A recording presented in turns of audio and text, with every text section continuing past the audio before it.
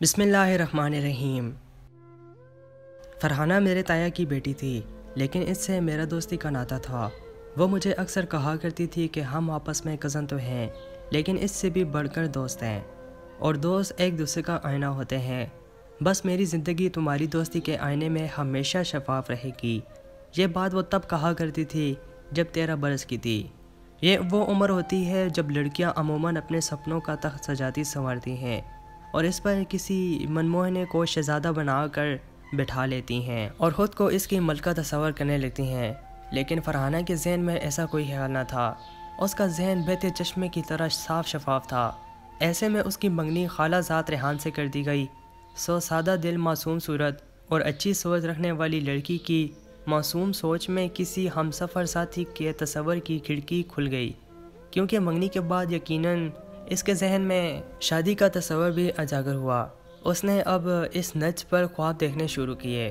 اتفاق کے انہی دنوں فرحانہ کی کلاس میں ایک نئی لڑکی داخل ہوئی جس کا نام تبسم تھا۔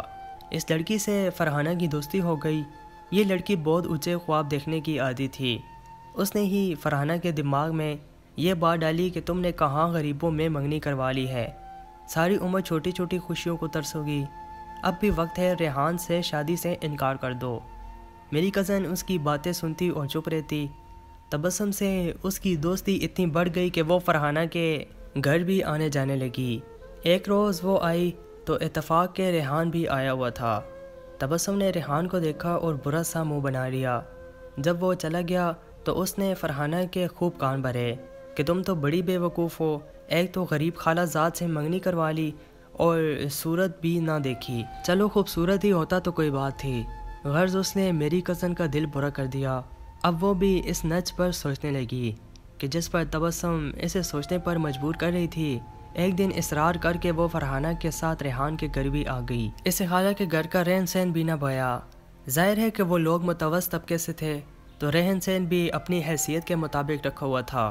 اب وہ ہر وقت یہی کہتی کہ ریحان تمہارے قابل نہیں ہے فرحانہ، دیکھو تم تو کتنی خوبصورت ہو، تمہارے لیے امیر اور خوبصورت لڑکوں کی کمی نہیں ہے۔ لڑکیوں کو ایسے گھر میں شادی کرنا چاہیے جو اس کے خوابوں کے عین مطابق ہوں۔ ایسے گھر کا انتخاب کریں تمہارے خوابوں اور خوشیاں جہاں پوری ہوں۔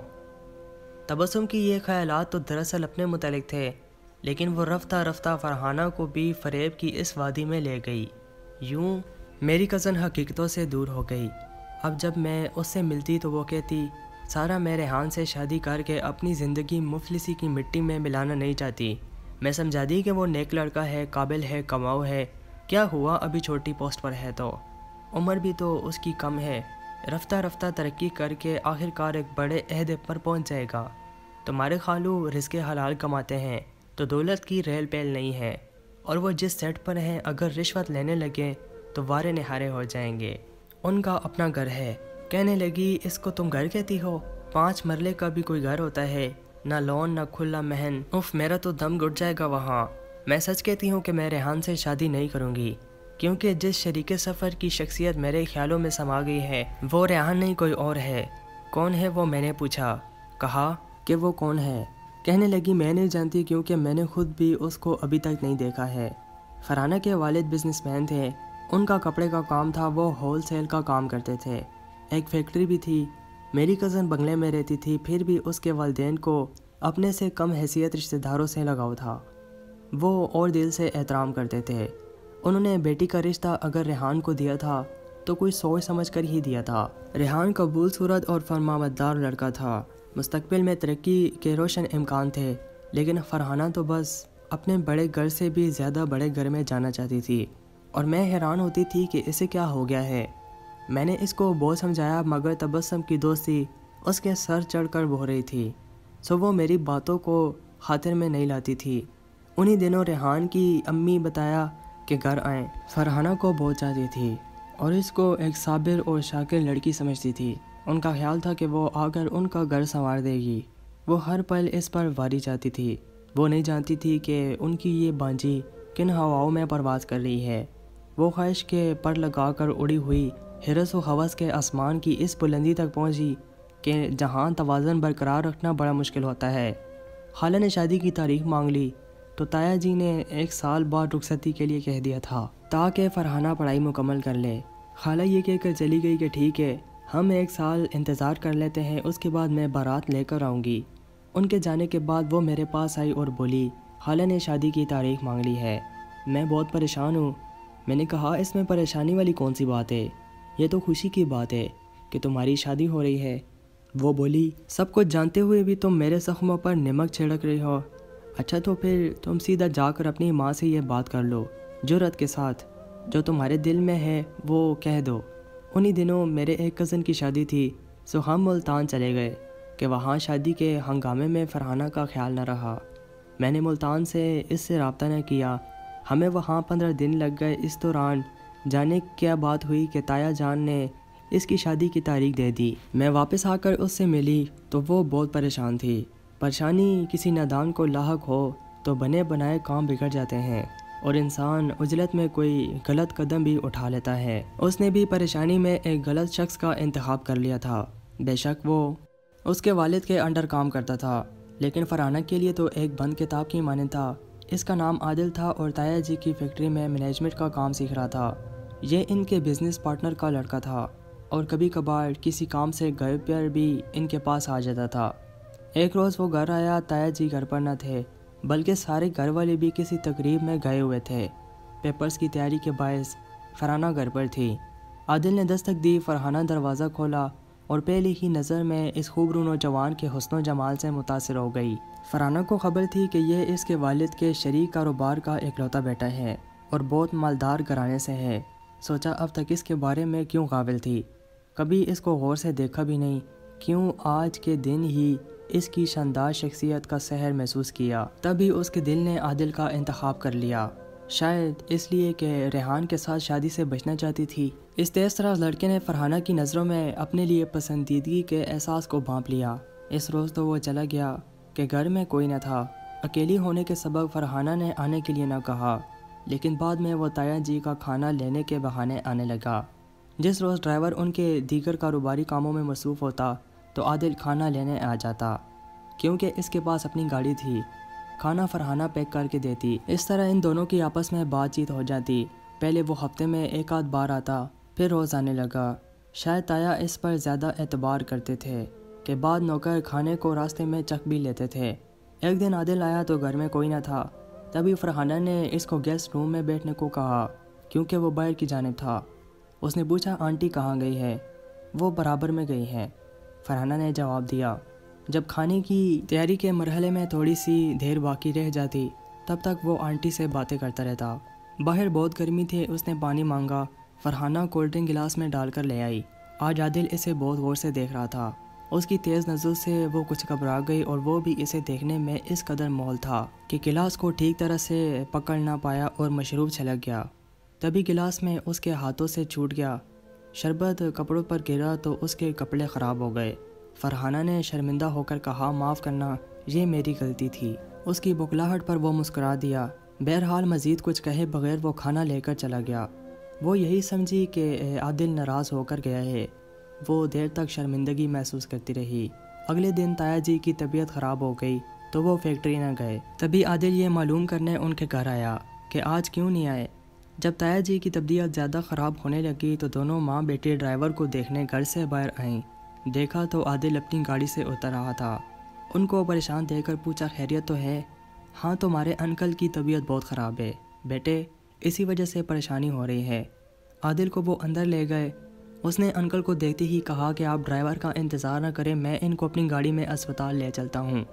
وہ سہارے دے کر تایا کو گاڑی تک لایا اور فوراً ان کو اسپتال لے گیا۔ ڈاکٹر نے ان کو داخل کر لیا۔ وہ واپس آ کر آنٹی اور فرحانہ کو بھی اسپتال لے گیا۔ ان دونوں پر ایسے وقت اس سے بڑا احسان کیا۔ وہ رات دن تایا جی کے پاس ہی رہا۔ فرحانہ نے اس کے اس احسان کو اپنے دل میں جگہ دے دی۔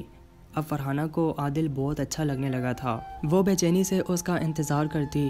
تایا جی اسپتال میں تھے اور آنٹی ان کے پاس ہوتی۔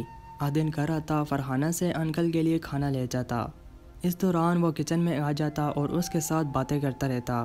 جب وہ سوپ وغیرہ تیار کر رہی ہوتی وہ اس کی باتوں کے جواب میں ہاں ہوں کرتی رہتی۔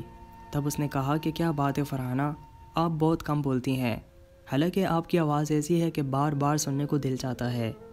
اس پر بے اختیار وہ بول پڑی، باتیں صرف زبان سے ہی نہیں کی جاتی، کیا آپ نگاہوں کی زبان نہیں سمجھتے؟ یہ اس نے بے باکی کے ساتھ بہت بڑی بات کہہ دی تھی۔ وہ تو جیسے موقع کی تلاش میں تھا، کہنے لگا، آپ تو پہلی نظر میں میرے دل میں سما گئی تھی، ڈرتا تھا کہ کچھ کہہ دیا اور آپ کو ناگوار ہوا تو ناراض ہو جائیں گی۔ جب سے آپ کو دیکھا ہے جینے کا دھنگ آ گیا ہے۔ وہ نہ جانے اس قسم کی اور کتنی باتیں کہتا رہا اور فرحانہ ان باتوں کی بول بلیوں میں گم ہوتی چلی گئی۔ اس کے جانے کے بعد وہ بھی گم سم بیٹھی رہ گئی تھی۔ اگلے دن جب وہ آیا، اس نے دیکھا کہ فرحانہ ان کی باتوں کے جال میں الجھ گئی ہے۔ وہ بے چینی سے اس کا انتظار کر رہی تھی۔ اس نے آتے ہی دوسرا جال پھینکا، کہا کہ میں تم سے شادی کرنا چاہتا ہوں، انکل کی طبیعت ٹھیک نہیں رہتی، اچھا ہے کہ بیٹی کے فرض سے جلدی سبکدوش ہو جائیں۔ کیا واقعی تم مجھ سے شادی کرنا چاہتے ہو؟ ہاں، میں تم سے شادی کو اپنے لیے سب سے بڑی خوش قسمتی سمجھوں گا۔ کچھ لوگ ہماری زندگی میں کچھ اس انداز سے داخل ہوتے ہیں کہ ہم کو پتہ نہیں چلتا کہ وہ کب ہمارے دل میں سماتے ہیں۔ میرا خیال ہے ایسے لوگ خود بخود دل کی دنیا میں داخل ہو جاتے ہیں اور اپنی مرضی سے جاتے ہیں۔ تم بھی بلا ارادہ میرے دل پر قبضہ ہو چکی ہو۔ آپ ڈائلاگ اچھے بولتے ہیں، یہ کہہ کر تم میرے جذبات کی توہین کر رہی ہو فرحانہ۔ اب جو بھی کہہ لو، لیکن میری آرزو کو ٹکرانے کی بات مت کرنا۔ زندگی میں بہت سی لڑکیوں کو دیکھا ہے مگر نظر انتخاب تم پر مزر گئی ہے۔ مجھ کو تمہارا جواب چاہیے، سوچ کر بتاؤں گی۔ اس وقت امی آ رہی ہیں، فرحانہ نے کہا۔ اس وقت فرحانہ نے فیصلہ کر لیا کہ وہ ماں سے بات کرے گی کہ ریحان ہی کیوں، اس کی جگہ عادل کیوں نہیں، اس میں کیا کمی ہے۔ اس نے ماں سے بات کی۔ فرحانہ کی امی حیران رہ گئی، بولی کیا بات ہے، آج تم کیوں اس قدر جذباتی ہو رہی ہو؟ وہ خاموش رہی۔ بیٹی، ماں باپ کے فیصلے کوئی اہمیت نہیں رکھتے، یا ان کی ضرورت نہ ہوتی تو اللہ یہ رشتے نہ بناتا۔ ہر رشتے کا ایک اپنا مقام ہے، اپنا تقدس۔ میں مانتی ہوں امی کہ والدین کے فیصلے بیٹیوں کے لیے درست ہوتے ہوں گے، لیکن آپ کے فیصلے نے جیتے جی مجھ کو جہنم کی آگ میں جلنے کے لیے چھوڑ دیا ہے۔ فرحانہ تم کیا کہہ رہی ہو؟ ہم نے تمہارے ساتھ کون سا ظلم کیا ہے؟ آپ سب نے مل کر مجھ کو سارا جیون جلنے کے لیے آگ میں دھکا دے دیا ہے۔ میں ہرگز 3 کمروں والے گھر میں بیاہ کرنا چاہوں گی۔ مجھ کو خالہ کے گھر کا سوچنے سے ہی گھٹن ہوتی ہے۔ بیٹی کیا کہہ رہی ہو؟ رشتے مکینوں سے ہوتے ہیں، مکانوں سے نہیں۔ ریحان محنتی لڑکا ہے، ایک نہ ایک دن ضرور دوسرا گھر بنا لے گا یا نہیں بنا پائے گا اللہ جانے، لیکن میں یہ رسک نہیں لے سکتی۔ ماں، آپ کو میری زندگی برباد ہونے سے بچانا ہوگی۔ میں آپ کی منت کرتی ہوں، میری مدد کیجیے۔ میں اپنی اولاد کے لیے کیا کچھ نہیں کرتی، تو کیا آپ میرے لیے کچھ نہیں کر سکتی؟ اس کی منت سماجت پر تائی نے کہا، اچھا ٹھیک ہے، میں تمہارے پاپا سے بات کروں گی۔ رات کو جب سب کھانے پر بیٹھے فرحانہ نہیں آئی۔ ماں نے کہا اس کی طبیعت ٹھیک نہیں ہے۔ کھانا کھانے کے بعد تائی جی نے بات شروع کی کہ فرحانہ ریحان سے شادی کرنا نہیں چاہتی۔ وہ کہتی ہے کہ یہ منگنی توڑ دے ورنہ میں کچھ کھا لوں گی۔ اس پر باپ اور بھائی سبٹا گئے، حیران تھے آخر وہ ایسا کیوں کہہ رہی ہے کہ وہ غریب گھرانے میں شادی نہیں کرنا چاہتی۔ اس کے بھائی غصے میں آ گئے، یہ کیا بات ہوئی، بھلا یہ بھی کوئی بات ہے؟ اس نے یہ کیسے کہہ دیا؟ ہماری عزت اور غیرت کا معاملہ ہے، منگنی ہو چکی ہے، ہماری نظر میں ریحان سے اچھا کوئی نہیں ہے۔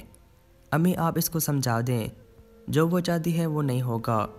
غربت کے علاوہ ریحان میں کیا برائی ہے، اور غربت دور ہو سکتی ہے، غریب ہونا کوئی عیب نہیں۔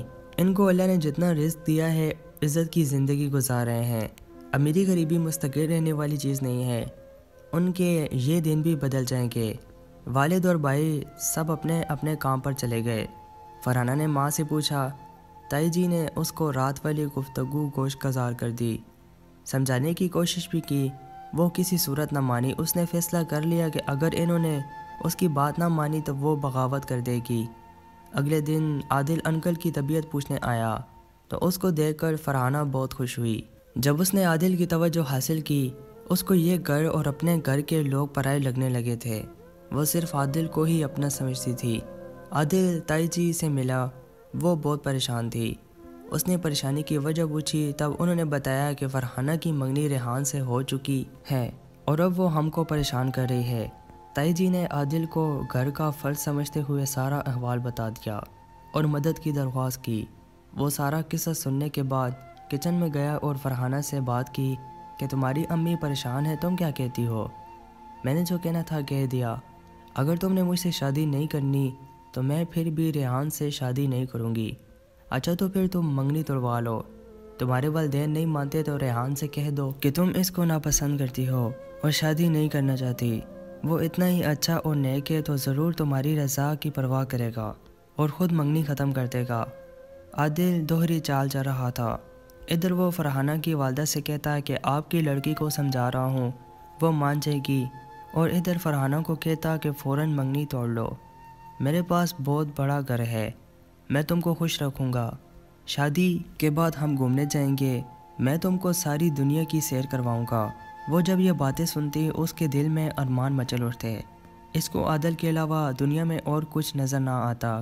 ریحان ان کے گھر آیا، اس نے اس کے ساتھ سیدھے منہ بات نہ کی، اس نے پانی مانگا تو فرحانہ نے منگنی کی انگوٹھی گلاس میں ڈال کر اس کو دے دیا اور کہا کہ پانی کے بجائے یہ انگوٹھی اٹھا لو اور غصہ پی لو، میں تم سے شادی نہیں کر رہی۔